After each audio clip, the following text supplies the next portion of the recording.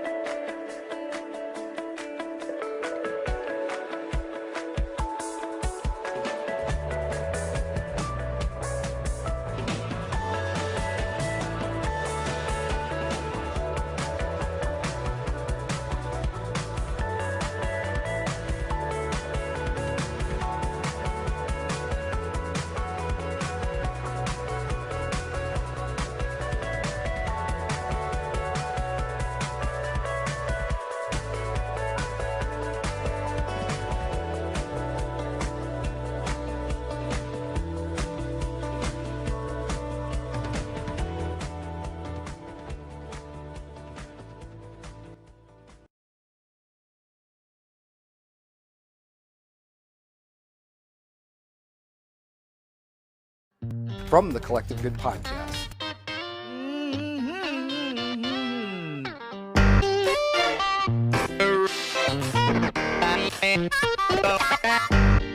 Back on the Placemakers at my favorite time of the week. It is the time when I get to hang out with my friends who are cooler and smarter than your friends. Really needs no introduction, but I'm going to do it anyway.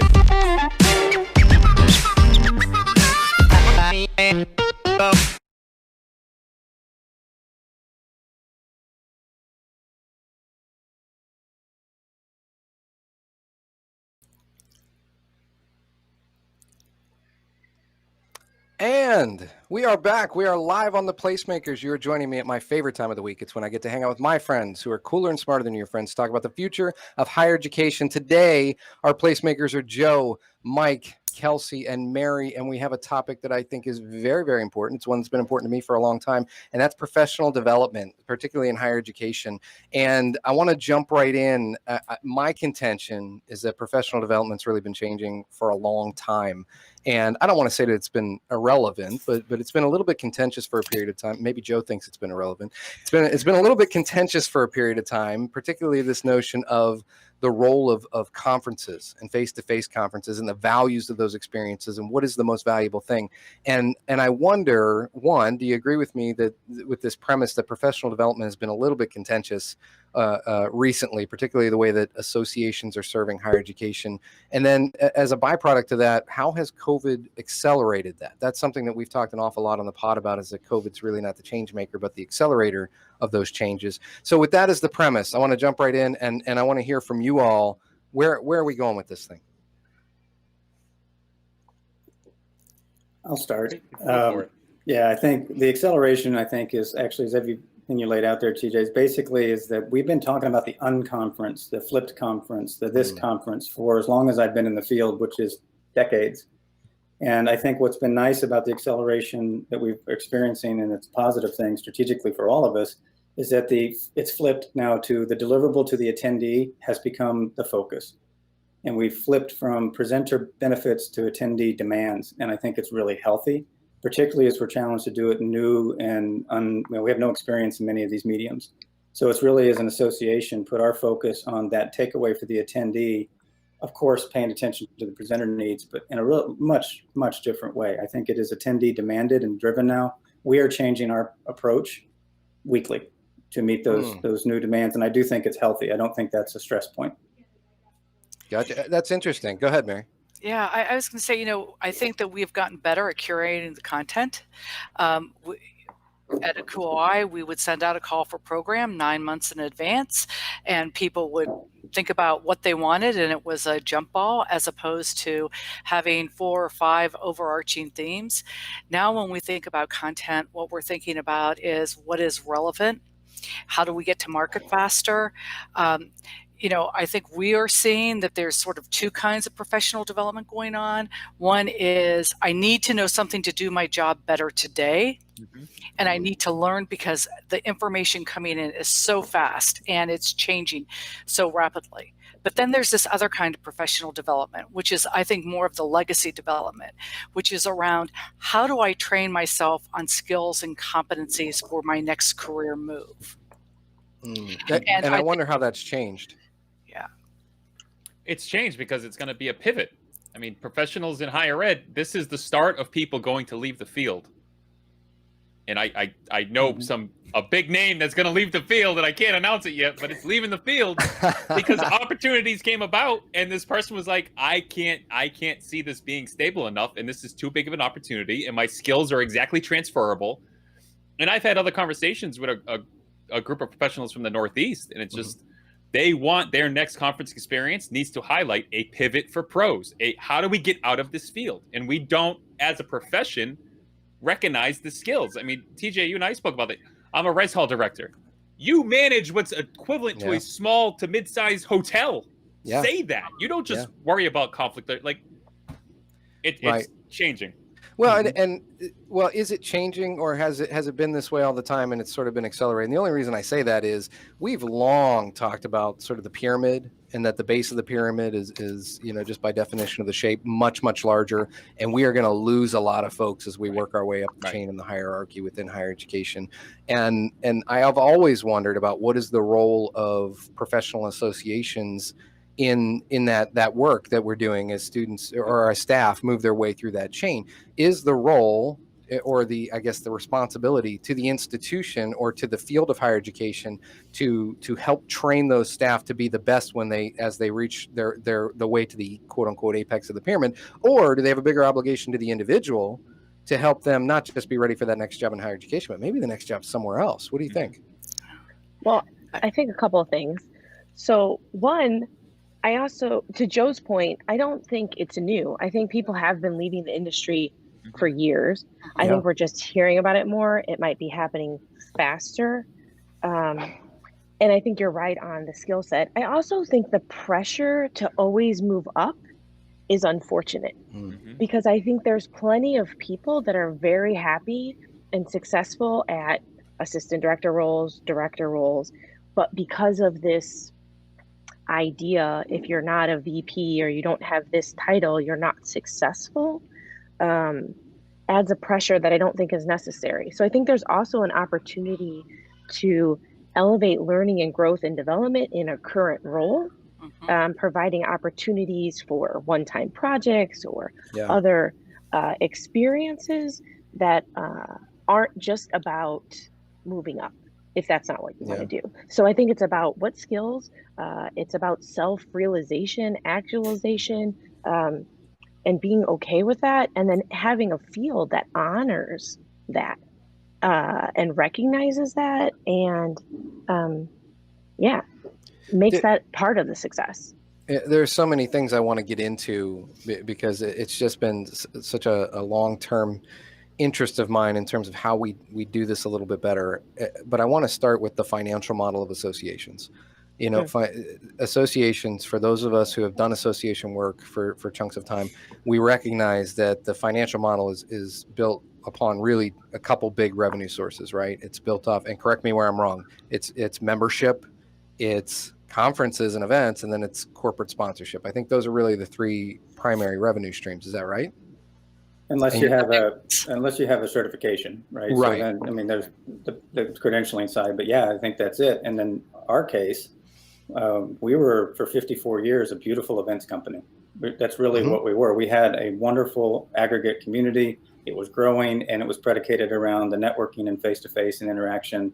It does come from an event culture more so than any of the other things that we would aspire to do. And that's a challenge, but it's also, I think this pivot thing that Joe brings up, there's also an opportunity to pivot people into our field, not just manage those who are pivoting out.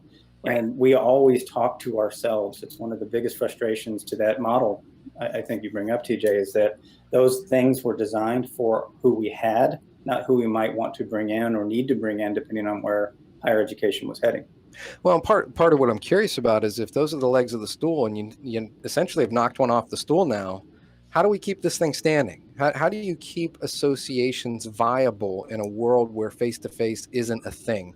Is this a moment in time that everybody's got to ride their way through, which is what the industry of higher education has seemed to try to do? Or is this a long-term shift that needs to occur? I think it's a both and. That's always your answer, Mary. I know. I know that about you. How do you think I manage all of you on my board of directors? It's so easy. Yes. But people have been gathering for thousands of years. And if we think that this one moment is going to stop us from gathering, I have more optimism than that. Yeah. I do think on the other side of it, how much conferences cost, how they are delivered, in just an in-person venue, not being able to be on demand. I think we're going to learn so much, and we have learned so much. But I'm not willing to say that at some moment in time, and of course, if I knew that, we would all be rich, that we are not going to see some kind of conference come back. Now, is it going to be, for a Kauai, 3,000 people? Probably not. Is it going to be more distributed so people don't have to spend so much on travel? Probably. Are we going to figure out how to bring speakers along with us as opposed to every time we do something, recreating it from scratch? I think so. And I think it's going to be real-time content that is curated as opposed to, I want to talk about this. Oh, okay, well, we know you. We know you're a good speaker. We'll put you on the docket. Yeah. Well, and I want to dig into this notion of bringing speakers along, and you talked about gathering, and we've done it for a long, long time. And my question to that is gathering enough? And Joe, I'd love to hear from you on this notion of sort of what is the value of a conference? You know, is gathering enough value for us to do this anymore, or should we be, or do we need to rethink the whole thing? You need to rethink the whole thing. I think the gathering is what people hang on to, right? So you look at NASPA LA. The best part of NASPA LA, in my experience, was we had lunch. TJ, you were there. I was. A few of the big names were there. It was a 2.5-hour lunch in the lobby. It was the best because we covered all topics of higher education, all topics of professional development, all topics of personal development from trusted voices and friends, and we did it without a filter. Yeah. And that's the value in gathering. Now, at a conference, and I go around and I yell it at NASPA. And Mike, if you went through my tweets, you probably saw it from NASPA LA. I did. Where I just got tired. I got tired of the show and tell. And me and my wife present, and we make it very clear in our presentation that we don't want this to just be here's what we do. Okay, our school paid for us to be here. Anyways, it's very much, this is skills, and to your point, this is skills you're going to be able to use today. You're going to be able to have a conversation about how to use Pixar movies to teach leadership the moment you leave this room, and you're going to be able to identify 3 scenes that discuss social justice and first-generation prejudice and all this other things. And too often, and we're just lucky that we happen to be good presenters. We've had a lot of opportunity over the years to present and get feedback from people. And too many go in uncoached, have no idea, get to the room, don't know how to do it without their slides, don't know how to deal with technical, and you're like, wow, I wrote a really great proposal. You have a room full of people who are like, this was really great. I'm so excited to learn. And you get presenters up there that are just frozen because either the tech doesn't work or it's such a full room. They were not expecting this many people and they get stage fright. It doesn't work. And you just got into a whole litany, and this is one of the first instances we're going to have association CEOs sitting here sort of able to respond to this notion of some of the contention about some of the brokenness of the conference model. You know, one of them being that Joe said, you know, you've already mentioned, we go out and we get proposals 9 months in advance. We hope that it's still relevant by the time the conference comes around. The institution really incentivizes people to make it more about professional development for the presenter than for the people that are consuming the content, because a lot of institutions will not pay for you to go unless you're presenting. And we end up in these situations where the most valuable thing is the gathering. And so how do we turn that? And we'll get into awards in a little bit as well, because that's a whole nother mess. But how do we turn that a little bit? What can we do to make professional development more relevant? And Joe, I know you think about this, write about this constantly. Oh my God. Let me throw this out to Mike, Mary, and Kelsey. The reason that call for programs 9 months in advance, strictly driven by the bureaucracy of the institution saying you need 9 months to plan for me to reimburse you 3 months after the fact. I would guess that's the history of it, right? I think now associations are guilty of it just like campuses are. That's just the way we've always done it, right? So one thing that I will say from NACS's perspective, our conference is in November. So when COVID, when everything started to shut down, March, April, we had our call for programs up, right? 9 months in advance. We're right on time. We're ready to go. And it was like, well, just stop. I looked at the team and I said, stop promoting the conference, stop collecting anything. We have no idea what's going to happen. And they were like, oh, really? Well, what are we going to do? Like, what are our jobs? How do we function? Right? But it was amazing. It was like, no, we need to actually turn to what do our members need today? And we will worry about November later, because our members need to connect today. They need to talk to each other and they need to figure out how to interact now. So what's fascinating is we are reopening, if you will, our call for programs for our November conference now, which gives us the ability to actually have real-time information and also rethink how long does anyone want to listen to a presentation like this over Zoom or over video? Because no matter what platform we use, you're still staring at a computer screen. Right. So shorter presentations, snippets of information, make it real time, make it intentional around what's professional development for you as an individual, what's professional or what's a business operation idea for your campus, etc. Well, I and think the Kelsey, other, yeah, go ahead. No, go ahead. nope, Well, go I ahead. was going to say, you bring up a whole nother host of issues that comes along with a virtual conference, right? As we all see organizations pivoting to virtual, whether they're doing it well or not, and some are doing it okay and some aren't, and some are just, again, trying to hold out and make their way through. But I think we're presented with a whole new list of challenges as it relates to pivoting to virtual, or maybe it actually emphasizes some challenges that associations already had. One of the ones that I think of is member engagement, and particularly range of member engagement, right? We've always had this history of issues in higher ed associations that there's a lot of shoulder tapping going on, and it often makes it very, very challenging for young or new or entry level professionals to engage at a high level. And it makes it particularly challenging for a diverse group of membership to engage, right? Yep. And we talked about this the other day. The awards is the perfect metaphor for it all, right? The awards takes up how long in our conference. And the reality is those awards are for a very, very, very small percentage of your population who are there to recognize the other old white people that they know. And they're doing so for an hour in a period of time, and you want to pack thousands of people in to clap their hands for people that they don't know. And it disengages your younger membership. But the reason we haven't gotten away from it is because those people you're recognizing happen to also be your board. So how do we break some of that? Before Go ahead. Yeah, before we go to awards, I will say one thing that we're trying differently, because I agree with you. And I think a thing that associations have the opportunity to do is help campuses help themselves break down the silos across campus, especially an organization like NACIS. So we work across all auxiliaries.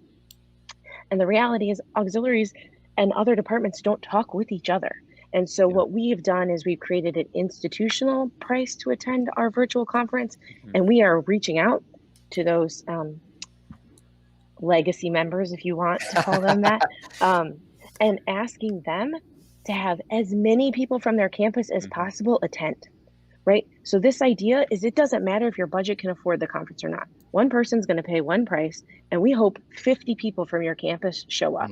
And we hope from a grad student all the way up can learn. So I think, how are we doing packages in a way, and I think this is also important to the future, because not everyone can travel. Not everyone needs to travel. And so how do you have access to information in a price point that makes sense for large groups to attend, and how associations can help break down silos on campuses?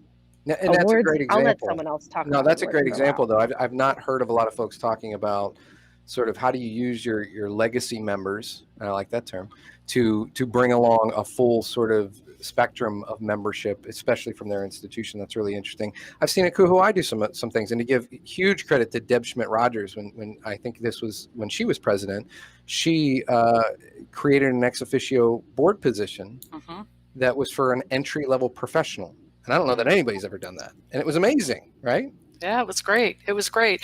You know, I think the identifying who your audiences are and who you really want to target. And so Kuai has said, you know, we want to better understand and we want to recognize, in our case, live-in staff.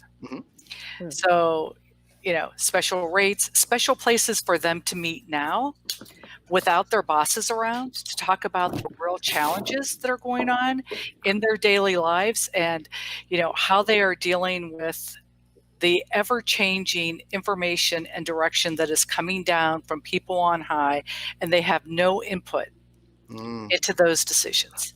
You know, we put together this document called Transferable Skills, and basically it says to our live-in staff, you have a master's degree. You have all these skills that can be used and leveraged across campus. As things start changing, whatever that may mean, know that you have value. Know that you can take your experience, because residence halls are the crossroad of the campus, and go to almost any other department. They may not be able to do the accounting function. They may not be able to do some of those deep expertise functions. But boy, you know, you want to talk about a group of people who have broad experience and understand how the university works. And, you know, it took us a while. It took Deb saying, this is who we want to focus on. And now 4 years later, we have output on that. Now, probably it took us too long. But, we now have special spaces for those folks, and hopefully they feel engaged, and hopefully that they will stay, or enough of them will stay, so that they have the jobs of the senior housing officers and they become the legacy folks that we're talking about now. And hopefully they're not all old white men, but people that are diverse and come from different backgrounds and geographic regions and all of that. But Mike, the other day you used the phrase fear and showcasing has been the thing that has, well, you said been screwing it up forever. What did you mean by that? I think it's picking up on what everyone's just said, which I fully agree with, which is that you need to know the difference between what's a legacy and what's a tradition. Because one of them you want to work to the nth degree, and the other you kind of want to acknowledge and then step it aside. And your culture is going to define that, and your members are going to define that, but not if you're not listening. So I think this acceleration, going back to your first question, TJ, this is the perfect time for us, period, in all aspects, whether it's working to diversity and inclusion, racial equity, or conferences, to step back and actually hear what our audience has to say and stop being afraid to bring in the changes that are going to drive your future. All of us as associations are no different than those we serve. We're mission centric. And we've drifted from, a lot of us have drifted from that in the association space, not just in higher ed, just at large comment. But I think it's a perfect time for us to refocus on that. Understand your legacies, but focus on your traditions. And if your traditions was, as Mary just outlined, building someone up for a 30-year journey in that profession, recommit to that. Recommit to that with your strategies, through the integrated processes that Kelsey talked about, that Scott uses. Use those opportunities to embrace your traditions, align to mission. And out of that, I think you're going to have a better social connection. You're going to have a better integration, and you're going to address your fears. And the fears are, oh my gosh, if Joe doesn't run our keynote this year, no one comes to the keynote to watch our awards presentation. So we know Joe draws, we'll bring Joe in. And I'm sure you do, right? I mean, those are all truths. But with that, you have to really challenge yourself. Or what if we want to be towards that 2026 challenge that we know is in front of higher ed, and we bring in a 32-year-old who's about to step out of the industry for all the frustrations that we know to be true, but won't acknowledge on the stage. So at what point can we get over the fear of challenging the norms of our legacies in order to embrace the traditions of running our mission? I think showcasing is often in the way of that because of those things you guys have already talked about. One of the topics you mentioned in there was diversity, equity, and inclusion. And it's funny because we've used that topic as an example a few times of, I think, one of the challenges in professional development across associations. And that's that if I go to any of your conferences, I am likely to have access to a session on diversity, inclusion, equity, et cetera.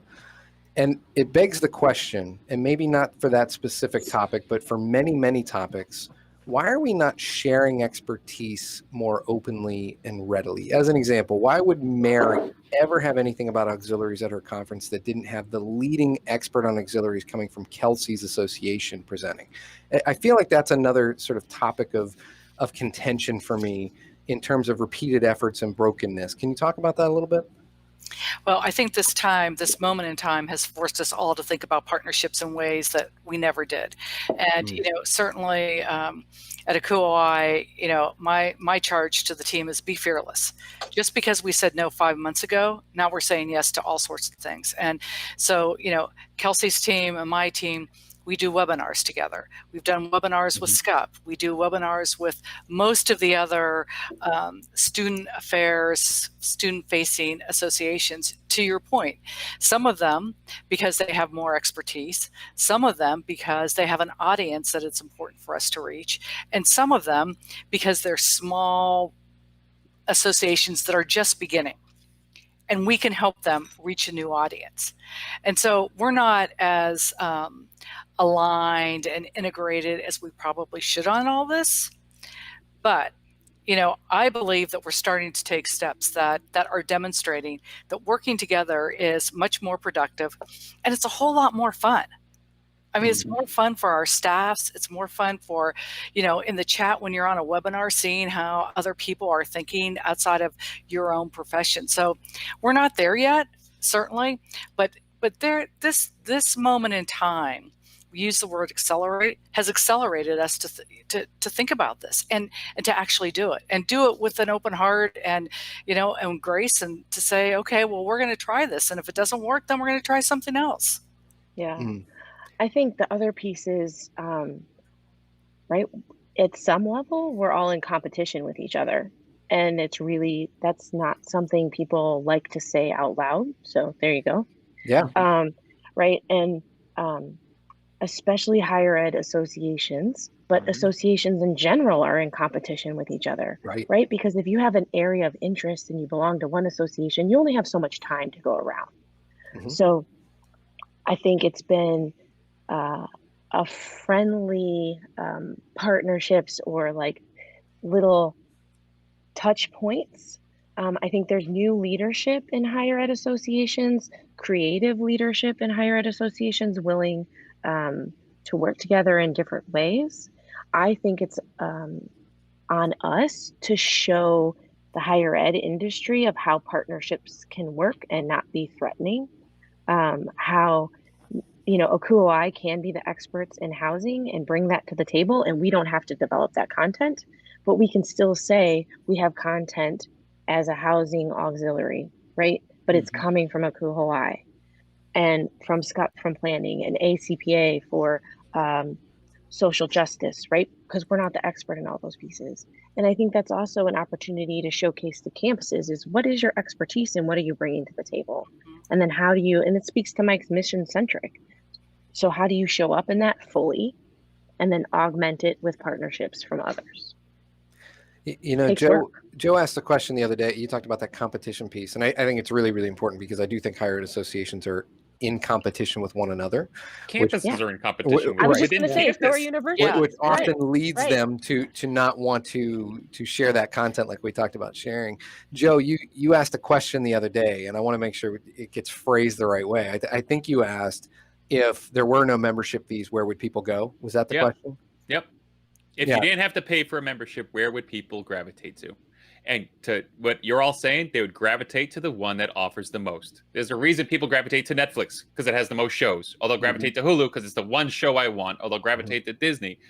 I mean, and the question, I say this tongue in cheek, part like I'm hopeful that now you've discovered, hey, we should collaborate. It'll be great if we say yes to more things. And the cynic in me is, why the hell did it take a pandemic for you to realize this? Yeah.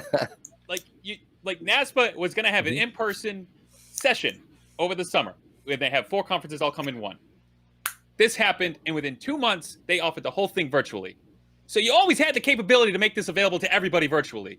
But you waited until half the world got sick to say, oh, we should really flip the switch on this. So, Joe, you know what's interesting? All of our bosses are people that sit on campuses. Yeah. So if you want to actually talk about, right, so you can get creative, you can get innovative, but you also have to talk about, like, structurally, we're reporting to boards of directors, and our boards of directors sit on campuses that move. We know how fast campuses move, right? So it's a compounding, it's an interesting, like, how do associations move and be innovative and showcase for an industry?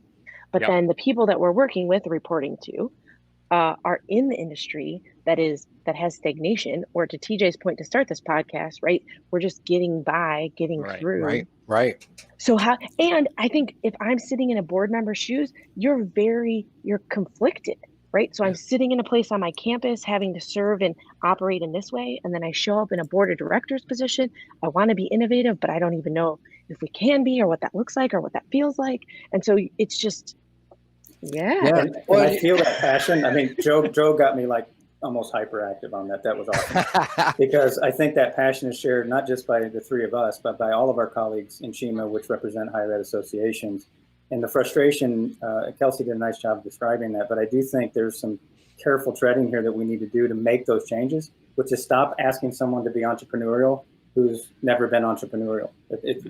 That's really not going to work any more than asking someone who's never been innovative. But there are ways to be creative within our governance structures that we have to explore. We've been talking about it I'm coming up on my 30th year in nonprofit management, right? So it was one of the gray hairs in this thing. This has it shouldn't have taken a crisis. It did, and it has to change. Or you will see people who are sharing the same frustrations with us in your viewership pivoting out of the field as well. For the same reasons you talked about higher ed, Joe. Yeah. You know, the other side of this is that our market wasn't ready for it. So, you know, we could take the that we couldn't get our board of directors, or we didn't understand the technology, or we didn't have the money. I mean, those are all real obstacles. But the real obstacle was people like to go to conferences.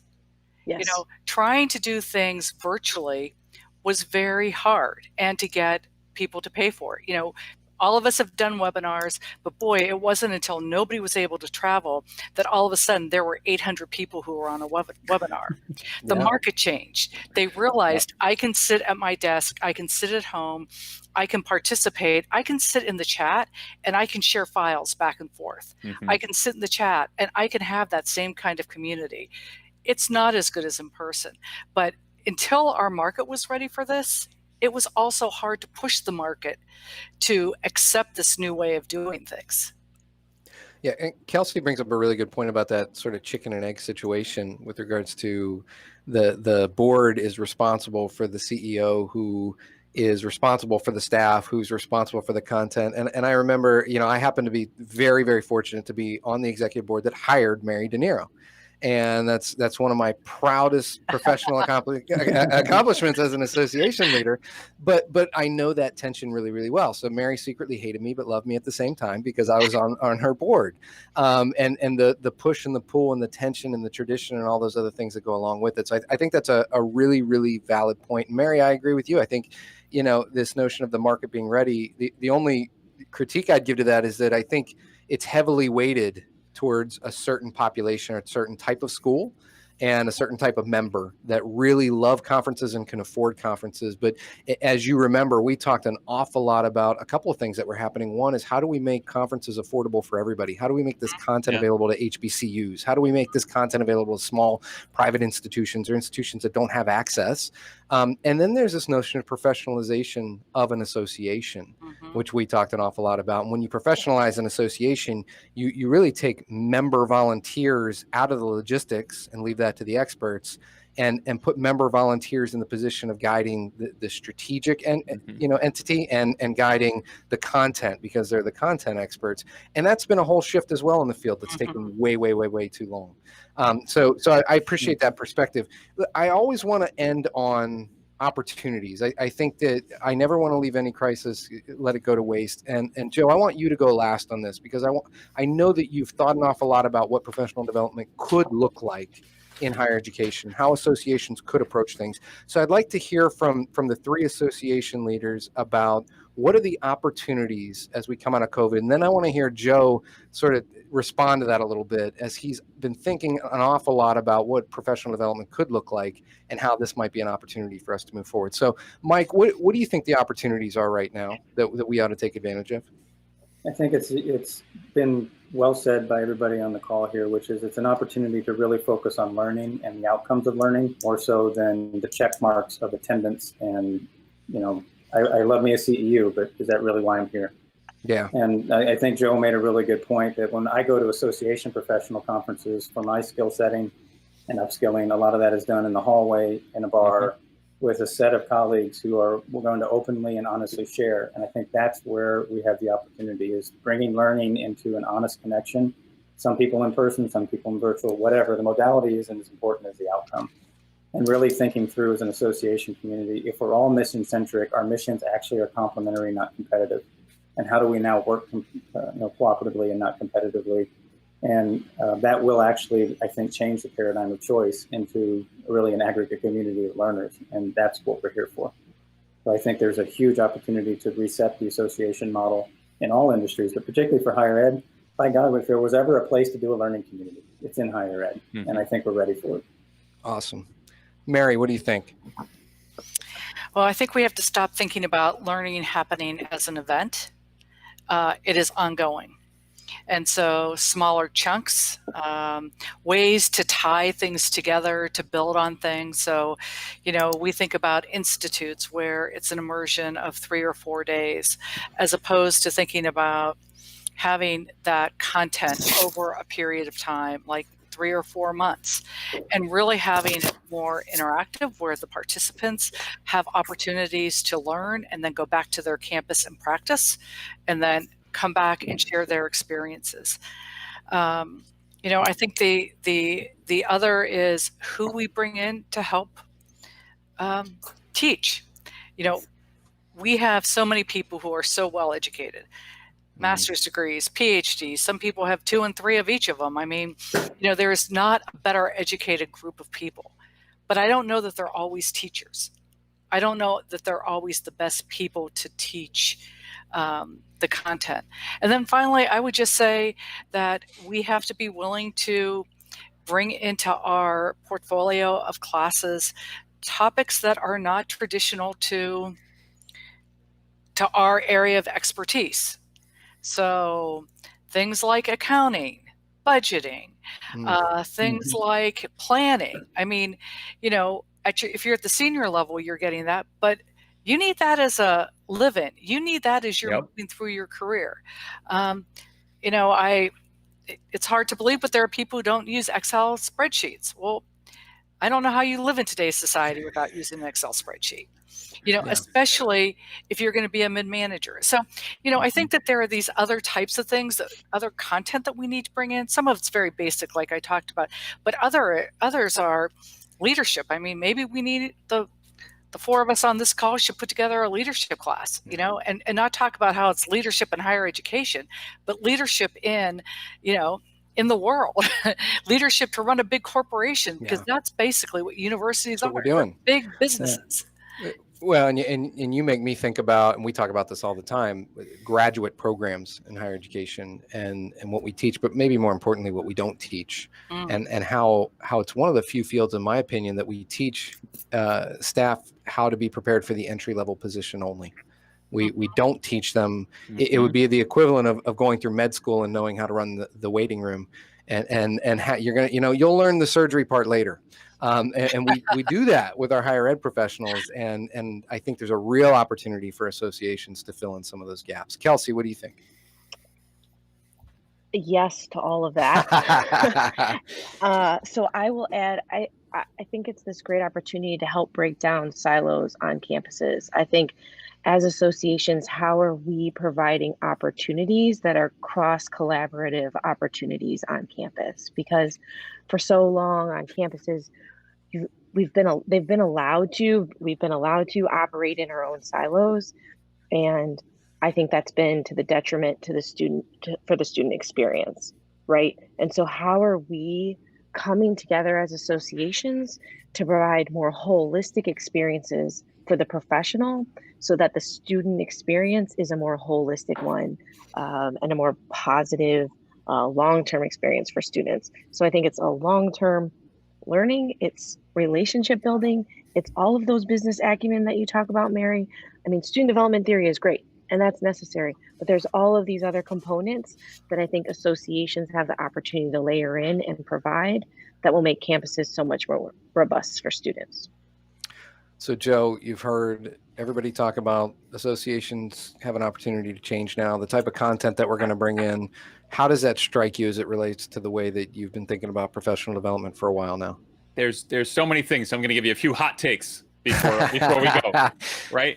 I think, Mike, you first mentioned like breaking it out. I think depending on what the main goal of your associations are, it should be, and this is something I'm doing with a small group of institutions in the Northeast, is to understand and to unify. Let's all understand where we're coming from, and then let's stand behind it and go. So breaking that out, instead of worrying about, hey, let's everyone get together, because now the associations are so big that, or the 2 big ones that I know of and have experienced, you're either going to Indy, you're going to Florida, you're going to Texas, you're going to California, maybe Chicago, and then there's no other convention centers that can hold you, or Baltimore, right? And now it's too big. Why can't every state or every region live stream at the same time? Just like when your favorite teams has an away game and they fill the home coliseum with fans to all watch it together. Why can't that be a thing? Specifically for speaking as a community college professional, community college professionals do not get out.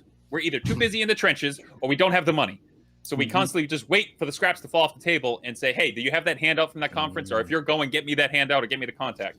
So break it out, make it regional. What would happen if your associations, and this, I mentioned this to TJ, I think, Mary, you first mentioned in the beginning, it has to be applicable, right? That's one of the basic tenets of adult learning. Like, whatever you're teaching me has to be applicable. I need to be able to use it today. Show me how Excel is applicable today. What would happen if national associations or any campus did not have an FAQ? And I'll take this from my vice president. She goes, if we have frequently asked questions on our website, that stands for failure to assure quality. because if they're asking the question so many times that it's frequent, we're not designed correctly. We Mm. should be designed in a way that they shouldn't be asking that question. We shouldn't be able to say, that's a question that gets asked all the time. Why is it asked all the time? So to your point, I forget who made it now. If our mid-level pros don't understand how to use Excel and how to budget, what are they doing in the grad programs? What are they doing in their first program? What are the associations doing to support their newest professionals or their grads that are probably been indoctrinated like, hey, you got to be a member of NACIS. Okay, my mentor said I got to go to NACIS, so I'm going to be NACIS for life. What are you doing to prepare for them? Because, and my wife does a great presentation on this with another group of women, mid-level professionals are not prepared to be, mid-level managers are not prepared to be managers. It's, you're a great subject matter expert. You know what? You're a fantastic programmer. I'm going to make you an associate director. And now you have 5 people to supervise. And you're sitting there like, I know how to plan a great immersive experience. I don't know how to supervise 5 people plus a budget and worry about sick time and days off and all this stuff. And it's, well, it starts on Monday. So you'll just figure it out. So there's that. The big idea, instead of bringing on like, and I'm going to give props to my wife because anytime I can, I want to make sure she shout her out. She gets a professional development conference at Rutgers called the MARC Conference. And this was for students. And this is Mary, to your point of, and I keep picking on Mary because you made so many great points, but the idea of like, why don't we teach leadership from everything? So the MARC Conference, and this is actually where TJ met her when it was called the Big Ideas Conference. There was no other conference that I've ever seen that would draw you the speaker lineup of the White House pastry chef, a comedian, a Broadway actor, a principal from Newark, America's Next Top Model, the founder of Dear World, a gold medalist, an American Ninja Warrior, and the person who founded Dear World. And students got to hear them in one day. And it was by far the past 6 years the best professional development experience I've ever gotten, simply because it was experts from all these niche communities that would resonate to the whole theme of the conference was make your mark. And they made their mark all across. So there's that. Now, how do you do this? How do you bring this to scale for your associations? I see professional development and I sit there and I binge Netflix on the weekends when my kids are asleep with my wife. And I think, what if this was professional development? What if I could turn on my TV or my laptop, say, you know what? Today I want to binge assessment. Today I want to binge social justice and inclusion. Today I want to binge budgeting. And there's little chunks, just like LinkedIn Learning or Masterclass, high quality. I'm going to learn barbecue from the best barbecue pit master in the South and the best barbecue pit master in Texas. Why shouldn't I be able to learn how to manage auxiliary services from somebody on Kelsey's team, or the best thing of how to handle in residence life, living, learning communities from someone on Mary's team? And why can't I have access to that? And I can say, I want that. What's Netflix? Like $9.99 a month? I'll pay $19.99 a month if I know every week there's going to be a new episode of like, it's going to be fresh. Because right now, the way associations are keeping people engaged is webinar after webinar after webinar. And what I've seen is nothing happens after that webinar. Here's the materials, here's the slides, ask if you have questions. And there's nothing built in. And there's a few people who do this really well. I don't want to name drop them, but they're starting to build these small communities. Here's my big event. And you know what? Here's a Facebook group or here's a LinkedIn group. Continue the conversation. And they don't just say continue it. They're there facilitating the conversation. And it just keeps going. And Josie Alquist does a great job with that. That's what I was going to name drop. Say Yes, that. Josie's amazing at it. And she's done really well since the beginning. Even before COVID, she was doing this. But now it's really picked up because she's like, this is my audience. This is where they're at. Let me go meet them. So what would that look like? Instead of just doing webinars, and my wife's, one of her former professors from UConn did this. Said, hey, you all took my class over the past 15 years. Starting on Monday, we're going to meet for 8 weeks. We're going to talk about, I don't know what they talked about, leadership. It was a leadership course, I think. But we're just going to talk. They started off with 25. After 3 weeks, it got down to 12. And those 12 students stayed with her for 8 weeks. Every Monday night, on their own volition, didn't pay anything. It was just somebody who was interested. Hey, I want to stay engaged. I want to keep learning. And they did it. Here's the problem with all that stuff. Associations, and one of you mentioned it, associations count on their volunteers. So the same person who's running your volunteer, hey, I got to get your t-shirt sizes, I got to make sure you're checked in, is the same person presenting 3 times, is the same person who's setting up the mic for the award, is the same person on the last day cleaning up the graffiti, the confetti from the floor. We're burnt out. I used to do it. I don't do it anymore because, first of all, why aren't you paying me? Why am I still paying you to serve you? It just doesn't make sense. I'm going to end it at that because I think we're over time. Joe comes in hot, and I appreciate it. I do want to leave it there. I think there's a great opportunity right now. We're at a great moment in time to pivot a little bit as it relates to professional development. And I cannot say thank you enough to the four of you for joining us this evening to talk about what the opportunities might be moving forward. And I can't wait to see what's around the corner. Next week, we're off. It's a holiday. But the week after that, we're actually going to be talking about the legal implications of some of these COVID reopenings on campus. And that's going to be a very exciting conversation. Please come back and join us in 2 weeks. For now, we're going to say good night. Good night, everybody. Good night. Thank you. Night.